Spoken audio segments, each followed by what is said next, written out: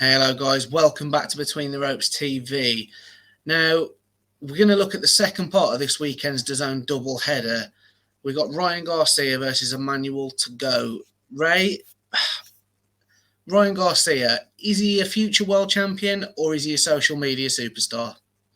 Oh, I don't like sitting on the fence, and that's a really good question, but I can see a bit of both. At the minute, you're just going to have to say he's a social media star. He had a good win against Luke Campbell. That was a good gut check. Luke Campbell took him to some difficult places in that fight. He exposed some flaws we already knew Ryan had, sort of leaning back with his chin up in the air. He got caught, but then he came back, he rallied back. He put Luke Campbell away in good fashion as well. And Luke Campbell was a good fighter. But at the minute, he's had his layoff for his mental health reasons, and that's really important for men. So I'm not going to say negative about that. He's been brave in that respect, but he needs to come back strong. He's got the potential to be a world champion. He does. He's got the long reach, quick, fast hands, power in both hands, and then obviously he's got the fan base to go with it. He's tall for his weight. He's physically strong, and he's got some quite decent skills on the outside. So he has got a lot of potential, but at the minute, it's just that's what it is, just potential. So he's kind of like a social media star at the moment. No, I totally agree. He's 21-0 going into this with 18 stoppages. As you said, he's got the reach, he's got the power, he's tall at the weight. And, as you said, Luke Campbell, when he beat Luke Campbell, I was surprised, I'll be honest. I think I personally thought after the performance that Luke Campbell put on against Lomachenko, I sort of thought maybe Luke Campbell's got the potential to be sort of the best of the rest. Obviously, little did I know there was a massive shake-up coming in the lightweight division. But, he's also beat Francisco Fonseca, hasn't he? So he's got two good wins there for me, sort of on the resume. But he's only 23 still.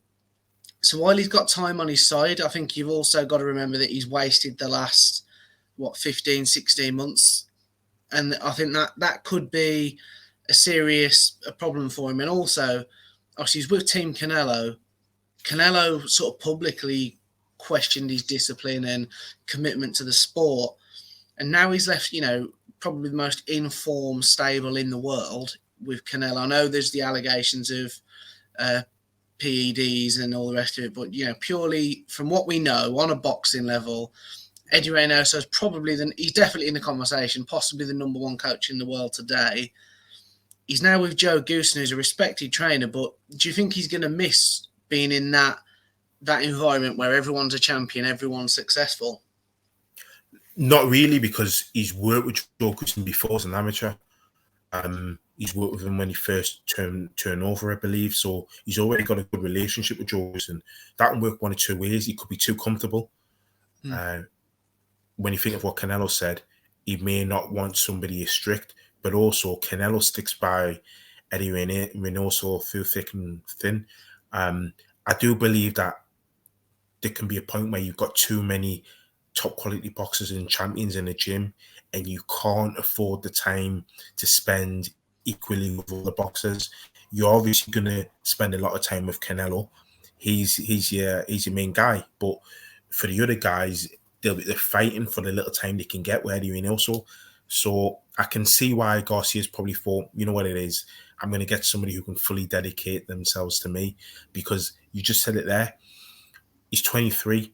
He needs to go through, and he's probably still going through that learning phase. But the fans like myself, because he's talking a good talk and he's got the showcase skills, he's got the social media, fans and all that behind him, he needs to be put in some challenges now. He really needs to be put in some challenges. I get he's 23, but so was Tio when he fought Lomachenko.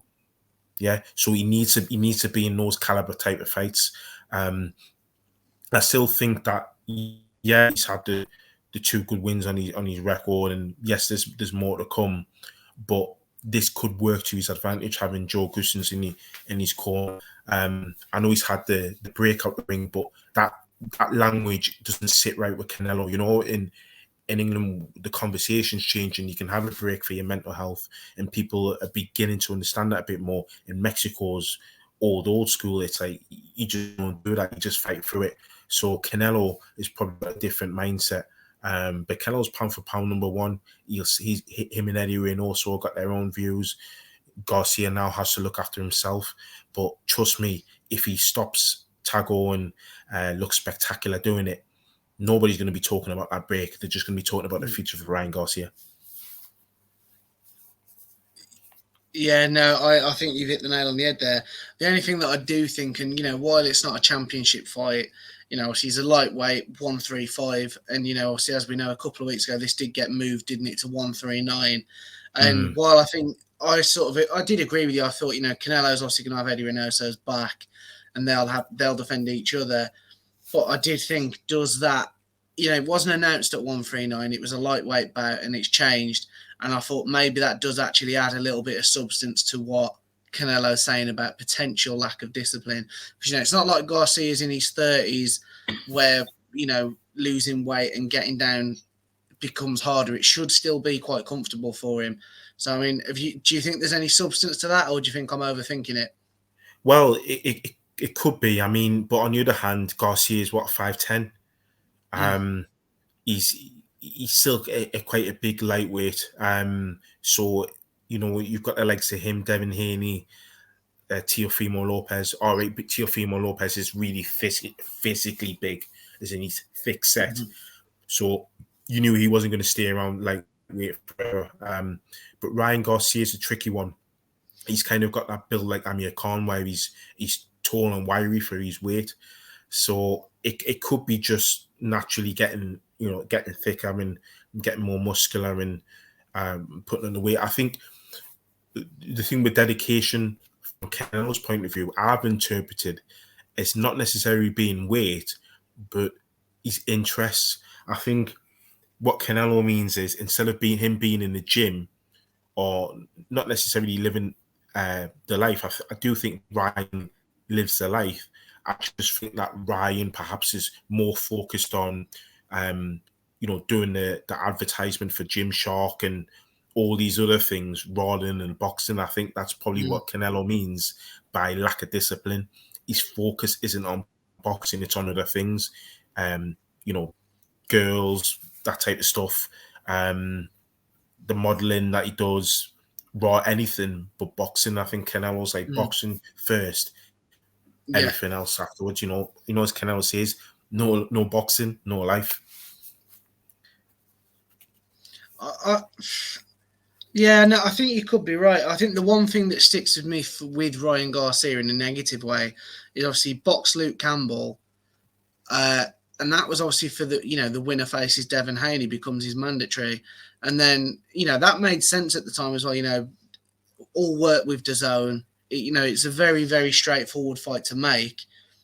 And for me, Ryan Garcia ducked that. I know he's got his mental health break, and you're absolutely bang on about in this. Men in particular, we've got to talk about that more, and he did the right thing.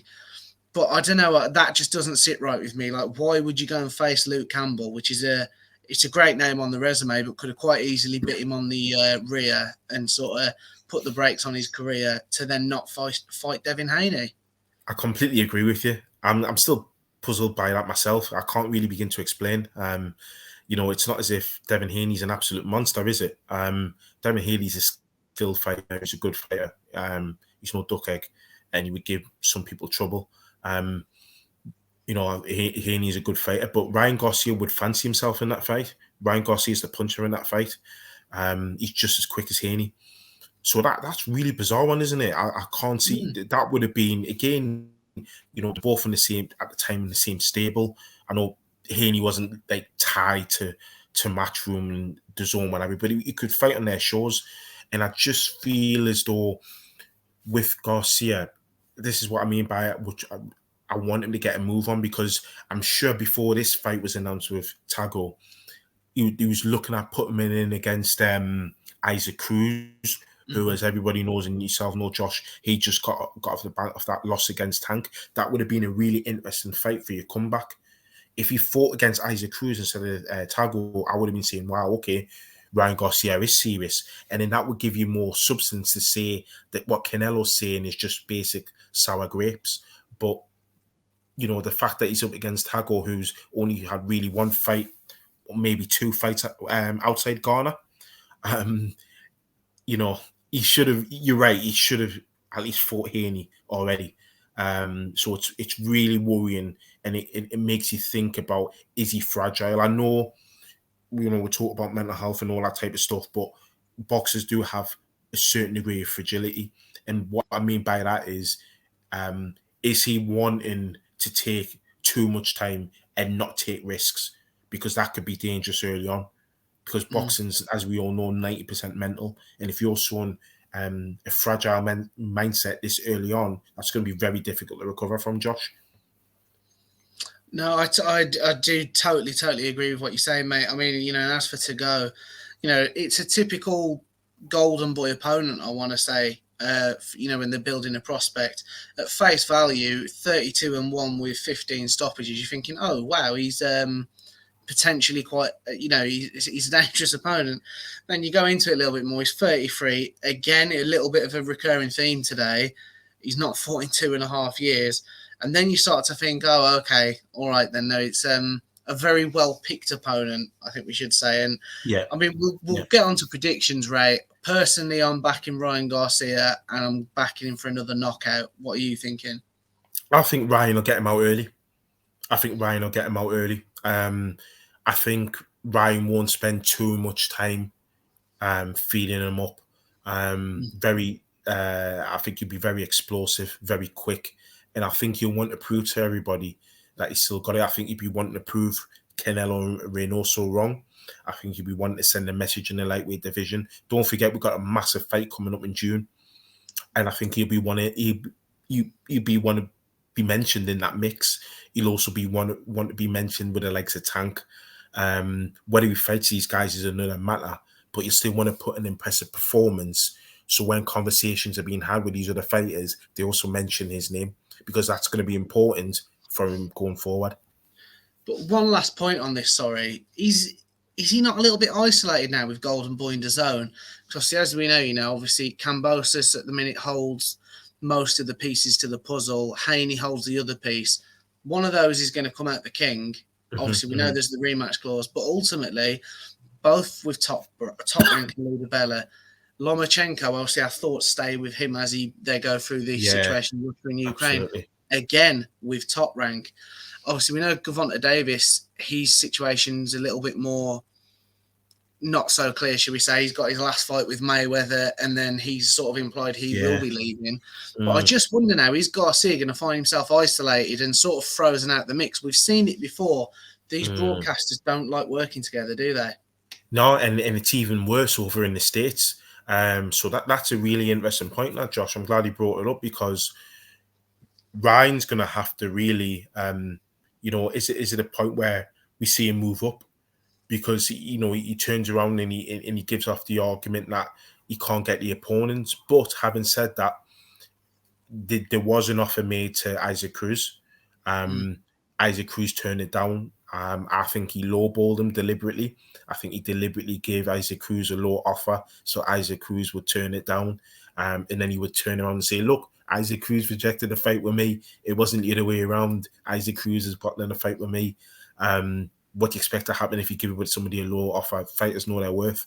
So I think what will happen is he may try and move up, or he may start lowballing other fighters that aren't contractually tied, that are like gatekeepers, fellow contenders, people that would be a tough night's work for him.